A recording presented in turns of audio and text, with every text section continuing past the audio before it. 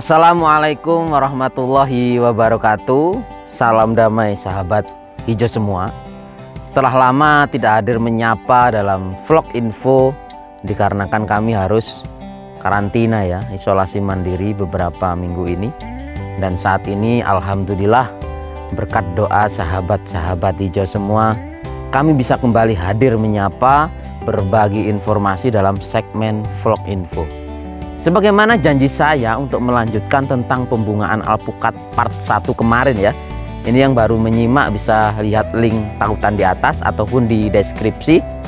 Selanjutnya vlog info kali ini kita beranjak bagaimana mempertahankan bunga agar tidak terjadi kerontokan total dan berhasil menjadi fruit set atau bakal buah. Jadi simak terus pembahasannya.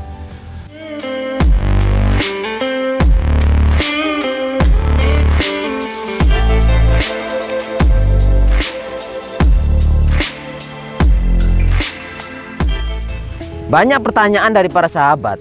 Pohon alpukat saya berbunga lebat, tetapi tidak ada satupun yang jadi buah.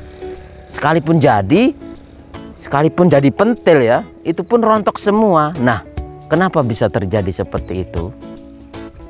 Yuk, kita masuk.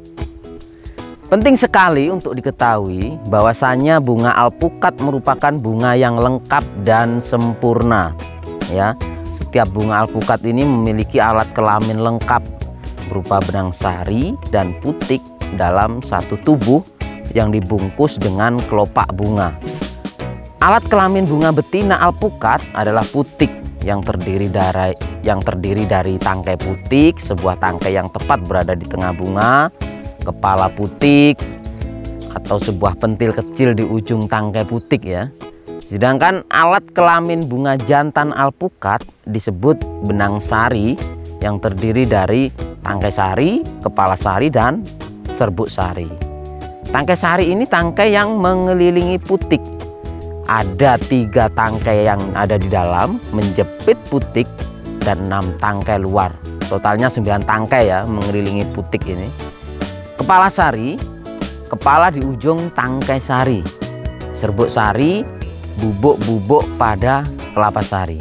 Bunga alpukat tersusun dalam malai yang muncul di ujung-ujung ranting ya, di ujung-ujung ranting ini.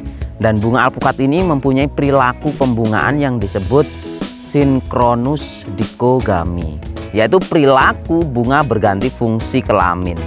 Bunga yang sama akan mekar 2 kali dalam waktu 2 hari dengan fungsi yang berbeda pada saat mekar. Pada saat bunga mekar pertama berfungsi sebagai bunga betina atau stigma reseptif, di mana masa yang tepat untuk putik menerima serbuk sari. Fase ini dapat berlangsung 2-4 jam. Setelah itu bunga akan menguncup. Bunga yang akan mekar kembali pada hari kedua yang berubah fungsi ini sebagai bunga jantan. Pada saat mekar yang kedua, kepala sari akan melepaskan serbuk sari. Setelah itu bunga akan kembali menguncup dan selama mekar 2 hari, bila tidak ada proses penyerbukan, maka bunga akan gugur atau rontok. Dan dari sini tidak akan pernah terjadi yang namanya fruit set sama sekali. Nah, dari proses ini terjawab sudah pertanyaan sahabat hijau, di mana pohon alpukat berbunga lebat, tapi tidak ada satupun yang jadi bakal buah. Dan itu dikarenakan gagalnya proses penyerbukan. Dan gagalnya penyerbukan ini banyak faktor ya. Bisa dari genetis alpukat itu sendiri, tipe A atau tipe B. Bisa faktor dari luar seperti iklim, cuaca, hama, pupuk, ataupun minimnya agen penyerbuk. Yuk kita bahas faktor gagalnya proses penyerbukan dan solusinya bagaimana.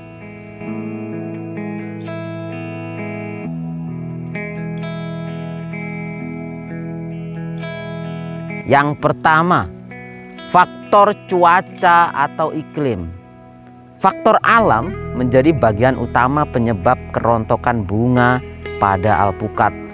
Seringkali kita lihat ketika curah hujan tinggi dan itu terjadi ketika pohon buah kita berbunga, maka produktivitas buah yang dihasilkan sangat minim ya, bahkan zonk, tidak ada sama sekali.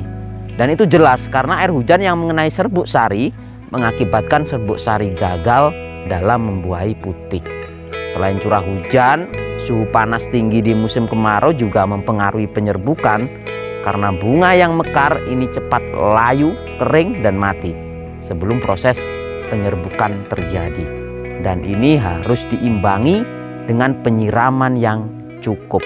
Maka dari itu, sedikit mengatasi faktor yang ekstrim ini, bisa kita pacu pemupukan ya, bisa kita pacu pemupukan pemenuhan nutrisi unsur hara makro maupun mikro yang cukup dan tepat sasaran, baik bagian bawah, kocor maupun bagian atas dengan spray. Yang kedua, faktor genetis. Ini harus disadari secara alami proses penyerbukan menuju fruit set atau bakal buah alpukat sangat rendah sekali. Ini berkisar 0 sampai dengan 1%. Dan ini peluang yang sangat kecil jika hanya mengandalkan serbuk sari dari pohon yang sama atau sejenis.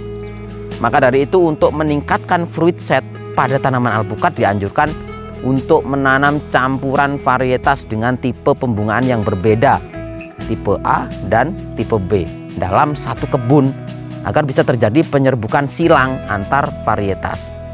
Tipe A bunga betina mekar pagi hari, sedangkan tipe B bunga jantan yang mekar di pagi hari, maka peluang proses penyerbukan bunga tipe A lebih besar. Begitu sebaliknya, dengan varietas bunga tipe B bunga betina mekar siang hari, tipe A bunga jantan yang mekar di siang hari, maka peluang proses penyerbukan silang bunga tipe B juga meningkat, terlepas siapa agen penyerbuknya. Bisa dibawa oleh angin ataupun serangga polinator. Yang jelas proses penyerbukan peluangnya lebih besar menuju fruit set atau bakal buah. Nah, untuk pembahasan tipe bunga A dan B pada alpukat ini akan kita bedah pada vlog info berikutnya secara mendalam. Menginjak poin yang ketiga, yaitu faktor pupuk. Faktor ini sangat menunjang untuk kelangsungan bunga alpukat menjadi fruit set.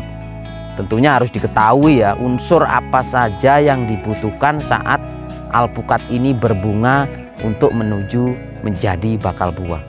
Pola nutrisinya harus tepat sesuai kebutuhan tanaman tersebut, yaitu pemberian nitrogen yang rendah, kalium dan fosfatnya harus tinggi, ditambah magnesium serta kalsium. Dan jangan lupa pemberian unsur mikro.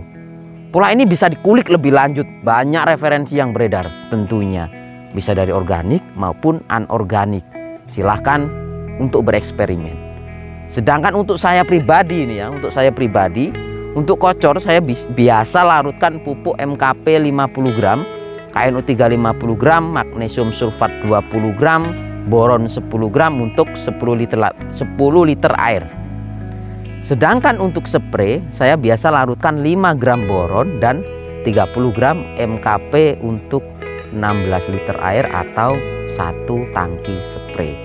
Dan untuk spray ini bisa diganti dengan pemakaian Vitomix Plus atau juga bisa dengan Kandasil B sesuai dosis takaran tertera. Dan jangan lupa ya, disertai surfaktan. Dalam pemberian pupuk baik kocor maupun spray ini sebaiknya dilakukan 1 minggu sekali. Dan pola nutrisi yang saya pakai ini tidak harus jadi patokan valid ya, karena saya juga sama-sama bereksperimen mengembangkan terus sampai menemukan formula yang benar-benar bagus. Poin keempat adalah faktor hama penyakit ya. Menghadapi faktor hama dan penyakit ini kita memang tidak boleh lengah, ya harus sigap supaya cepat teratasi, karena lebih baik mencegah daripada mengobati. Hama dan penyakit ini terus mengintai ya, khususnya hama kutu putih, pengerek batang, ulat daun, dan penyakit jamur. Kapan saja mereka bisa menyerang, tak peduli masa vegetatif maupun generatif. Maka dari itu, upaya pertahanan pada tanaman terus harus kita upayakan dengan pemberian pestisida maupun fungisida di samping pupuk nutrisi makro mikro.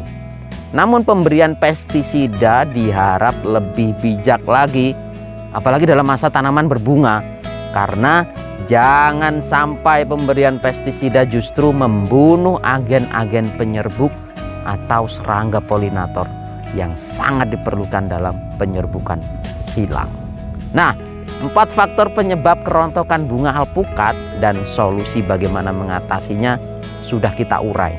Mudah-mudahan sedikit menjawab rasa penasaran sahabat hijau semua ya perihal kerontokan bunga alpukat. Selanjutnya, bagaimana menjadikan fruit set ini menjadi buah dan selamat sampai kita petik tentunya. Dan ini akan kita bahas di part 3. Oke, sebelum saya akhiri sebagai catatan penting ya, sebaik apapun cuacanya, sehebat apapun metode budidayanya, sekeren apapun varietas alpukatnya, fruit set tidak akan terjadi tanpa mereka yang harus disebut sebagai agen penyerbuk. Disinilah simbiose mutualisme itu terjadi, penuh dengan sentuhan cinta. Terima kasih sudah menyimak, mudah-mudahan ada sedikit manfaat. Saya Jo, salam hijau semilir.